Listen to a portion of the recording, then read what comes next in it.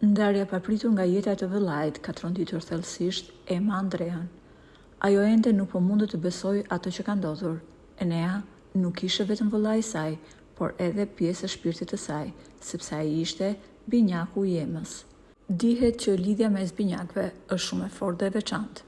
Emma ka thënë se unë tashmë nuk di se si do të jetoj pa Enean, pa i dëgjuar zërin në telefon, pa e takuar, pa folur me të me orë të tëra dhe pa marrë mesazhet nga ai. Si do mundem unë të jetoj pa të dhe shakat e tij dhe pa forcën që ai më jepte sa herë që ne diskutonim të dy. Vëllai i Emës, ish basketbollisti Enea Andrea, humbi jetën papritur teksa ishte në palestër. Pas problemeve shëndetësore që ai kishte patur me zemrën, mjekët i kishin thënë se çdo gjë tashmë shkonte mirë dhe mund të rikthehej jetës normale. Në prag të ndërrimit të viteve, familjes Andrea i ndodhi e paimagjinueshmja. Vetë Emma ka falendëruar të gjithë njerëzit, miqët e afërm që e kanë ngushëlluar dhe më pas ka shpërndar për ta një njoftim të rëndësishëm. Duke qenë se është prag ndërrimi vitesh, familja pret ngushëllime në datën 2 dhe 3 janar.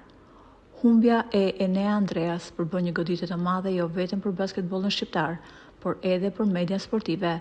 Pasi për disa vitesh ai kontribonte si specialist dhe komentator në transmetimet televizive të basketbollit amerikan, NBA dhe jo vetëm.